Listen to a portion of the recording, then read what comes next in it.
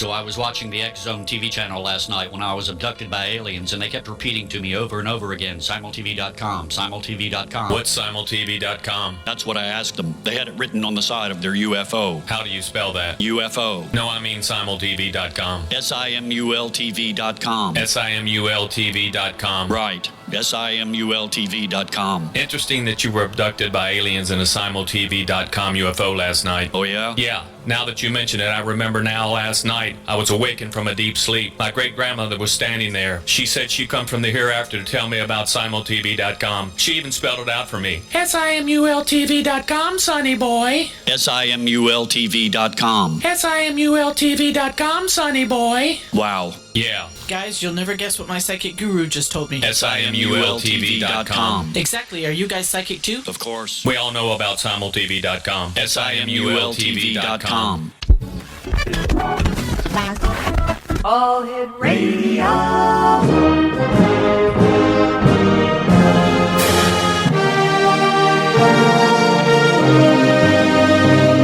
Welcome to the X Zone, a place where fact is fiction and fiction is reality. Now, here's your host, Rob McConnell.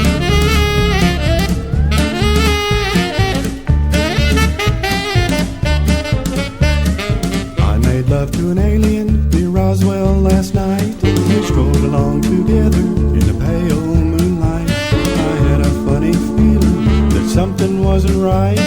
I made love to an alien last night. When she gripped my hand, I was feeling mighty fine, but her fingers with mine would not intertwine. When I bent down and gazed into her eyes, they were big as donuts and blacker than the sky.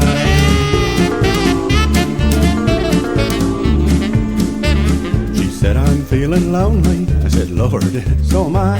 We strolled along together, but we won't question why. That ground beneath your feet, dear, is flashing red and white, and sprouting little mushrooms left and right. Then she threw me down and put me on my back.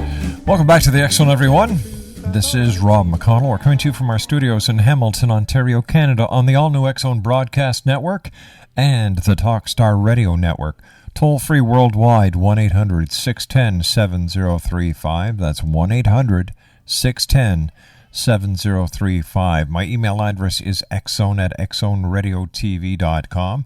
On MSN Messenger, xzoneradiotv@hotmail.com. And our websites, www.xzoneradiotv.com and www.xzonetv.com. Once again, X-Zone Nation, if you can dig into your pocket to help out the people in Haiti, they can use any help that you can afford to spare in these very trying times. We're pointing everyone to the Red Cross, the Canadian Red Cross at www.redcross.ca. That's for our Canadian listeners. And for our U.S. good friends, www.redcross.org. That's www.redcross.org. My guest this hour is a gentleman who needs very little introduction to anyone who has ever heard of those famous three little alphabets, UFO. My guest this hour is Jim Hickman. He is a ufologist, researcher, author, speaker, and all-around good guy. His website is www.hickmanreport.com. And joining me now is Jim Hickman. And Jim, how are you doing, old friend? Rob, I'm doing fine. Thank you so much for that introduction. Well, you know what? Yeah, well, you and I go back years. Let's see. We go back about, actually, 17, 18 years. And, yeah, I've known you almost as long as I've known my wife. I'm not going to touch that one, Jim, but thanks for trying to hook me on that one, yeah. Over the years, Jim, have you seen a progression in the different types of UFOs that people have been reporting? Like, I remember the first type that I became aware of were the cigar-shaped or cylindrical type UFOs. Oh, there's so many types, and they've been reported to so many places by so many people. You know, I'm a researcher for MUFON, Mutual UFO Network. Yeah. And been with them for years and years and years. And,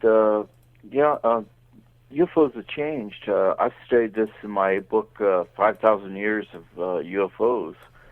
And, they started out as saucers originally back in cave drawings, back in pre-recorded history. The date's not really known.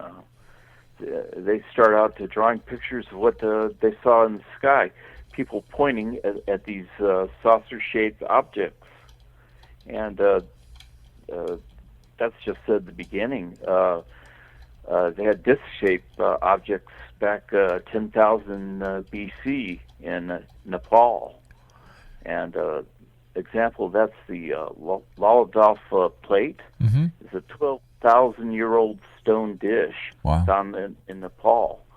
And it has a disc-shaped UFO engraved on it, and a figure that represents, to some people, as a modern gray alien. And this is from 10,000 BC. And the first actual recorded sighting goes back to the Pharaoh Thutmose III in Egypt in 1,500 BC.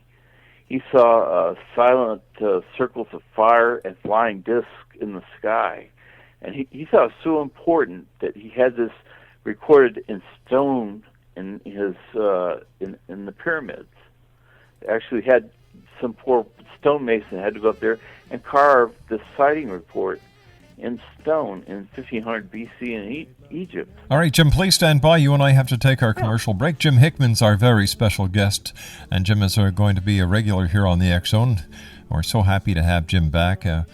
His website, X Zone Nation, www.hickmanreport.com, HICKMAN report.com. We'll be back on the other side of this 2-minute commercial break as we continue from our studios in Hamilton, Ontario, Canada, on the X Zone Broadcast Network and Talkstar Radio Network.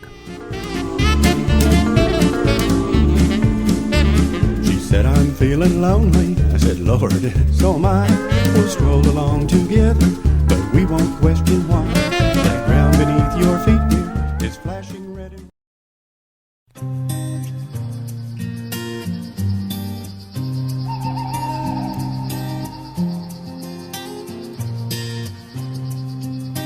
Out in the field, farmers grew bread and called for the meat. They took for the shed, and dark came to fall. Silence was all, a beauty shone bright, surrounded by light. Come on now, I fell in love with the alien. I fell in love with their eyes. Fell in love with the alien. I'm telling you, no disguise. I'm in love with the alien. I'm in love with their eyes. I'm in love with the alien. I'm telling you, no disguise. Jim Hickman is my special guest of this final hour of this week's show, www.hickmanreport.com. That's www.hickmanreport.com. Jim, we're talking about the history behind ufology this hour here on the X Zone and the Hickman Report. Prior to going to the commercial break, you were telling us about how inside of a pyramid there are even hieroglyphics, I guess we can call them, of UFOs. Yes, exactly. It goes back before recorded history. People have seen things in the sky that they can't explain. I'm sure you know the astronomer Morris Jessup. He has a quote out saying, "Flying saucers are not new. For thousands of years, men have seen these mysterious objects in the sky." And what we need to know, and this quote comes from Dr. Ed Mitchell, who I had breakfast with in Roswell back just a couple of years ago. He told me that we all know UFOs are real. We all need to ask is, where are they coming from? And that's really what this is all about. There is something out there. People are seeing it every day. And the whole idea of this is we're trying to figure out what it is and where it's coming from. And you know, people that just starting out with UFOs think that it all started in Roswell in 1947, and anything but. You can look back in the Bible, back to 593 B.C., Ezekiel's wheel. He saw a wheel in the sky. Yes. I've sat and read that passage in the Bible, and it just exactly describes a modern-day sighting report of a UFO. This man describes the colors of the lights he sees, what the alien beings, the exact description of these folks, and he was even taken aboard this craft and was abducted. And this is in the Bible. And that's a pretty authoritative document, you know. It sure is, Jim. And even when you look at Moses receiving the Ten Commandments on top of Mount Sinai, there's another example where it could easily have been a UFO or a craft from another planet or other dimension. And then you've got the pillar of smoke by day, pillar of fire by night. And there are time and time again biblical references to UFOs. Yeah, Moses came down and his hair was gray. He may have been exposed to radiation of some kind. He came down off the mountain and his hair had changed color from just this encounter that he had. But we can go on through history, not to just stick on the Bible, but there's sightings throughout the Bible, and people should look into that. I spoke at the conference once again in Roswell, my favorite place to go talk. It's right close here to home. I'm in Oklahoma. But I gave a talk down there on a meeting between religious leaders throughout the nation and UFO leaders. And we all came together to realize that there are other people out there in the universe that God's made besides humans that are intelligent.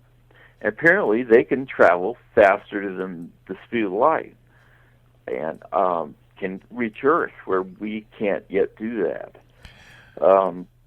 Back in 1400 AD, I'm a historian. That's what I do for MUFON. I research sightings going back over 5,000 years. In 1400 AD, they painted a wall in a chapel of an object that looks just like a modern-day B-2 bomber. And this is even has a person belted into the cockpit. And you can see this drawing online on my website. There's other drawings from 1486 that shows an object that was aiming a beam down to the ground, and people are looking up at this object. And if you look at my presentation, there's an object that was taken, the picture of the object anyway, was taken by the author while I was on vacation at White Sands, New Mexico, back in 1997. He put the two pictures together, and they are identical. Whatever this object was in 1486 in London, I saw it in New Mexico in 1997. So there's something out there. Is it possible, Jim, that there are certain locations on this planet that are more susceptible to a porthole that allows the past, the present, and the future to interchange? Absolutely, and also there are ley lines that people have discovered. Some even go through right here in the United States. They go across the country and across the world, and for some reason these lines have major events connect directly to these lines. It's like a connect the dots kind of thing. And we can go on up to a little more modern age. I've been studying the 1890s for some reason the last 6 to 8 months. I did a show on the History Channel called Cattle Mutilations, and it's about a 1897 cattle mutilation and abduction by a flying object. And this occurred up in Kansas. Well, isn't that part of the great airship sightings that they had? Flap, yes. Yeah. That's what we call it in ufology, the 1897 airship flap.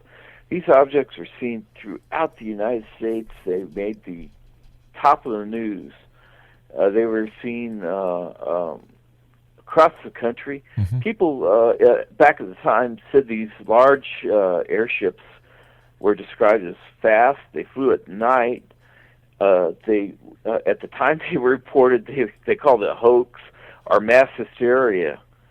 And we won't mention what I think it actually was, but I studied enough through this. I got newspaper reports. Eyewitnesses reporting this from Michigan, the Daily Journal from Battle Creek, Michigan, Friday, April 2nd, 1897.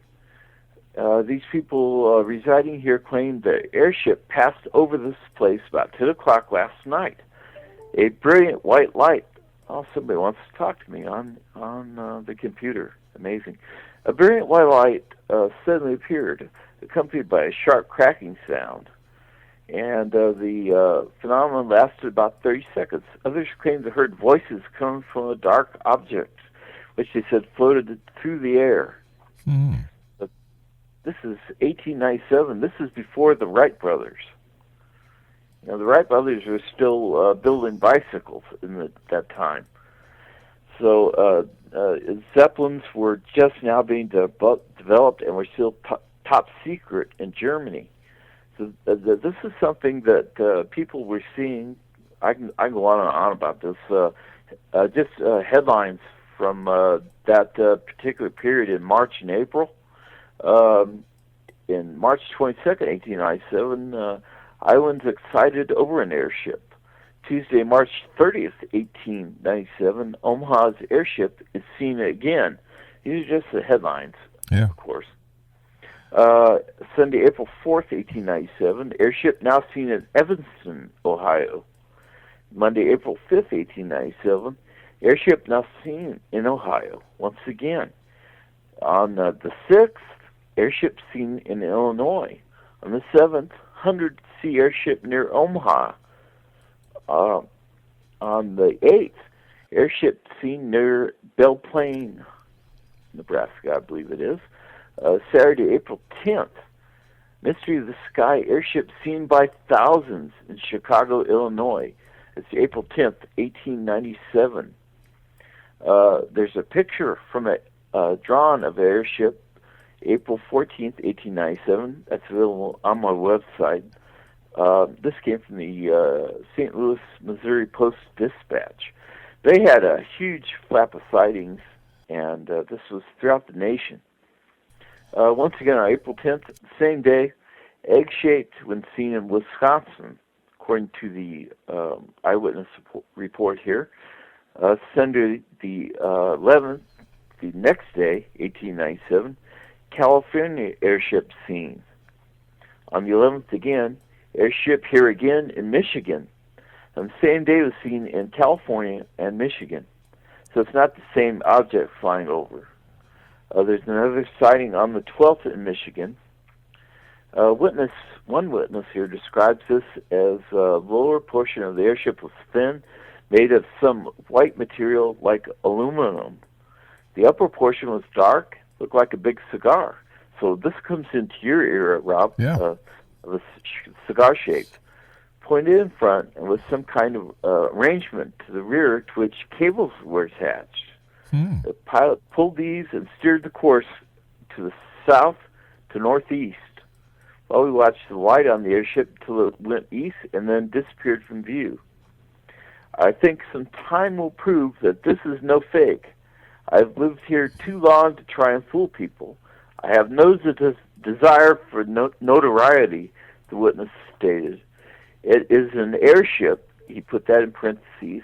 And if you don't believe it, look at the picture and be convinced, he says. I can swear that I saw an airship. So can 3 other men here whose word stands well in this community. So, Rob, something happened in 1897 that was just incredible.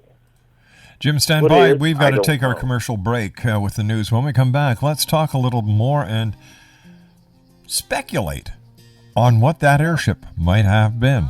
Jim Hickman's our special guest. www.hickmanreport.com. That's www.hickmanreport.com. We'll be back on the other side of this commercial break as we continue from our studios in Hamilton, Ontario, Canada, on the all-new X-Zone Broadcast Network and Talkstar Radio Network. I fell in love with their eyes, fell in love with the alien. I'm telling you, no disguise. I'm in love with the alien. I'm in love with their eyes. I'm in love with the alien.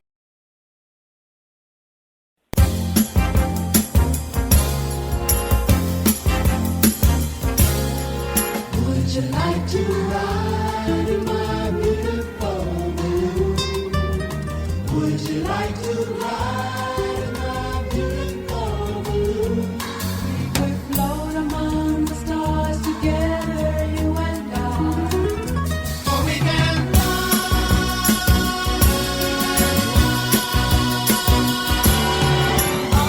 up and away, my beautiful balloon.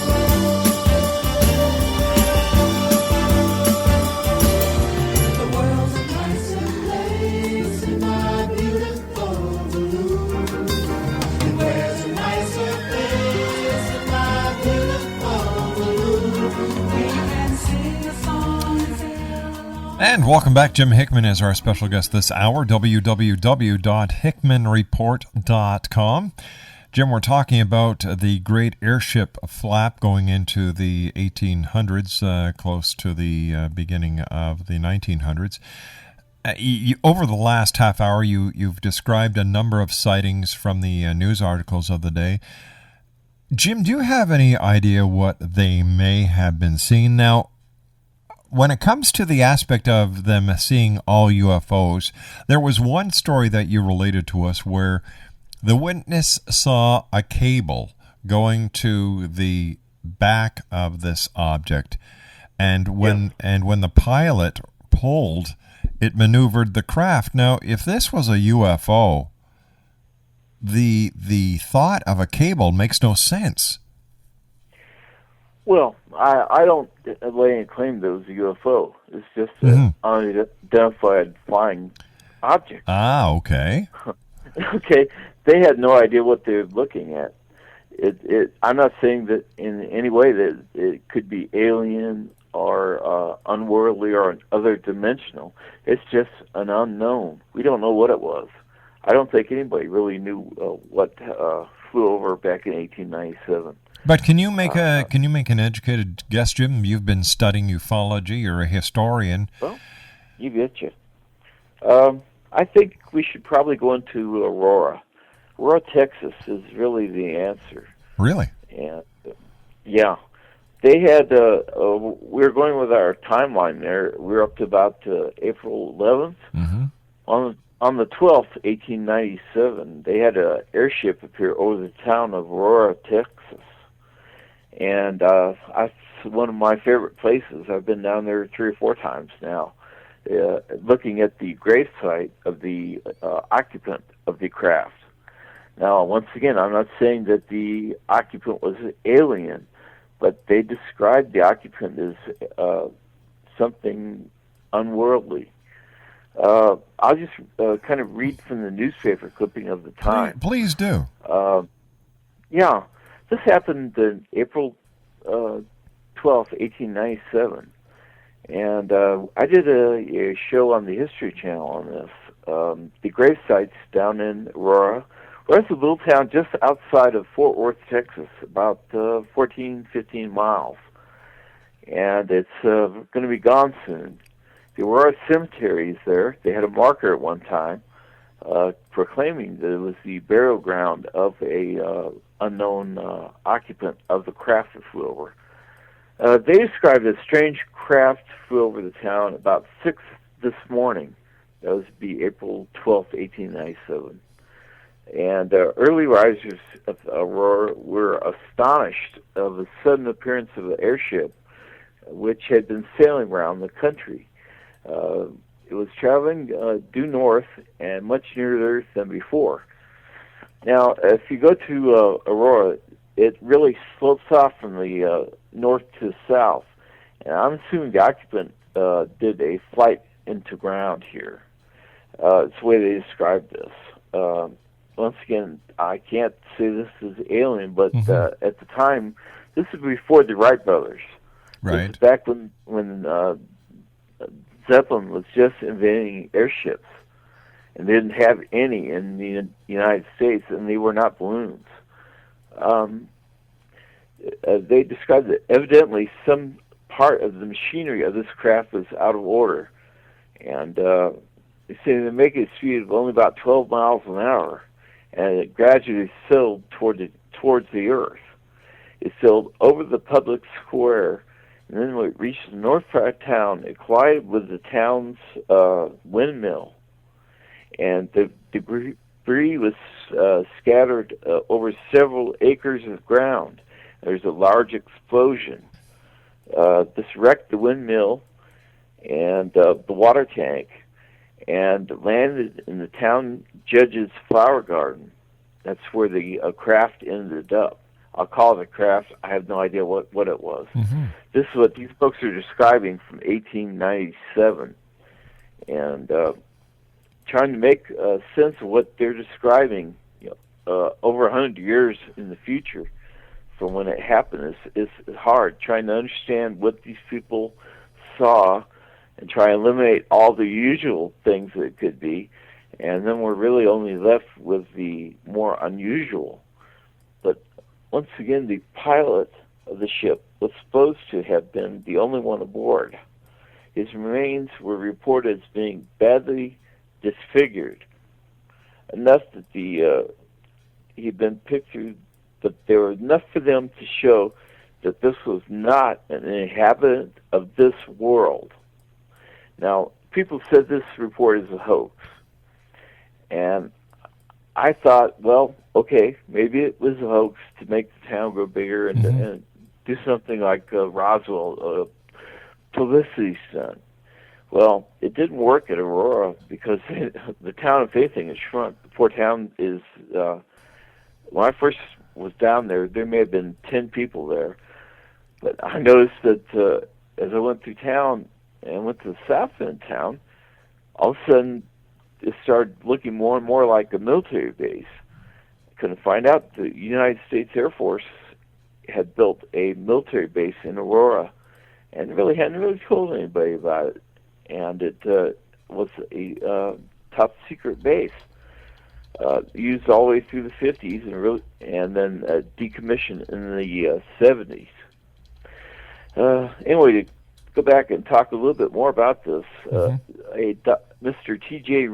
Weems of the United States Army Signal Corps, he was the service officer who arrived at the place, and he was an expert in astronomy. He gives his opinion that the pilot was a native of the planet Mars.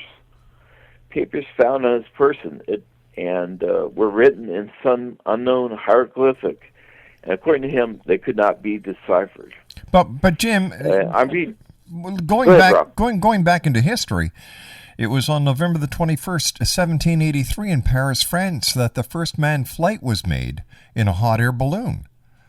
So why couldn't the Chinese go back further than that in history with balloons? So why couldn't these hieroglyphics? Here we go again with hieroglyphics, because this is what people in Roswell claim was on a piece of the craft, unknown symbols that resembled hieroglyphics.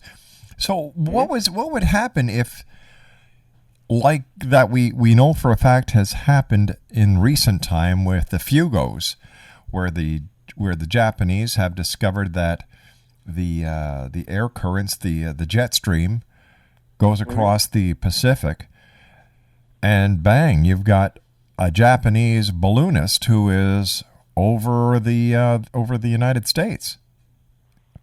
Yeah, they used that during World War II. Right. Excuse me, my disease is kicking a little bit. It's been a rough day. I'm sorry. It's okay. But it could have been some kind of top secret aircraft that they were working on back in the 1890s that they didn't tell us about. It could have been something that a individual may have been inventing and out testing it at night. Because by the year 1818, Jim, the French had developed a number of different types of airships. So if you've got all these sightings taking place in the western part of the United States, here you've got people in the eastern, now this is just a theory, people in the east have these air shows going on. Air balloons decide to travel further out west. The people out west are unaware that these airships actually do exist. They see something in the sky they can't explain. Yeah, there's things flying. They had reports from Bermuda back in the 1880s, 1885, of triangular-shaped objects, not circular-shaped, not balloon-shaped. These are described as triangular-shaped. Wow. And it was seen by a general in the United States Army. And he thought that he thought that it might have been a balloon from France or England. But then he realized that the balloons that they had were balloon-shaped, and that what he saw was a squared-off triangle. So I think we're dealing with a lot of known objects. Probably 90 to 95% of everything that happened in the 1890s was known objects. Just like we're dealing with today with modern UFOs. Probably 90 to 95, 98% of them are going to be something that's known. If folks step outside tonight and look to the east, you're going to see something pretty remarkable. You see a bright red object in the sky that you probably haven't ever noticed. But I'll tell you, it's going to be the planet Mars. But to a lot of people, they're going to look at that and say, I don't know what that is. And they're going to report it as something unknown. It's going to move across the sky, and it's going to be the brightest object in the night sky tonight. So once again, people can be confused. It's easy to get confused. And it's where the investigator comes in, where you have to eliminate all these objects. If you look at, the show that I helped produce, Ghost Hunters, they go in and they try to debunk everything that's possible, what it could be, what could it possibly be that's possible here on Earth. What part of this is unnatural and unknown to our science, put it that way. What part of that is in this sighting is truly unknown. And that's what we're dealing with, trying to find the true unknown. All right. Now, you said that when you were talking about Aurora, you basically said a publicity stunt like Roswell. Well, you know what I think about Roswell. I think I have pretty much the same opinion. They have really taken that sighting, which is a good sighting, I think, in a lot of ways, and really blown it into a full-time job for a lot of folks. And I got to admit that they're trying their hardest to get people to come into the museum and to whether they're spending their money, and it's a good thing. To their town, it's a good thing. And people can learn about UFOs at the UFO Museum. I've spoken there myself and had a live audience there and spoken to people. And they're wonderful folks there. And I'm not putting them down. I'm just saying that they use what's happened in their past to make money in the modern time. And other people are doing that too. Aurora, Texas, has set up a UFO stand down there, and right on Highway 114. You go through town, and you can. They got a UFO occupant out front, sitting out there in front of her place. Unreal. So everybody's going to try and make something out of what they see and they don't understand. Tell me, Jim. Human nature. Tell me, Jim, in expert opinion when it comes to UFOs. Why is the myth of Roswell still alive? 60 years plus, no further evidence, bury it. I agree. It's been looked at by so many experts and been discussed so many different ways that it's really to a point where it should probably be put to rest.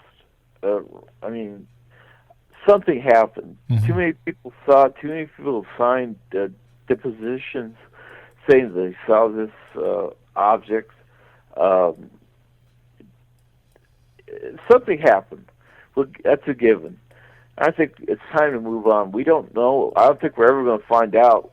They're not going to release whatever records there are on the subject.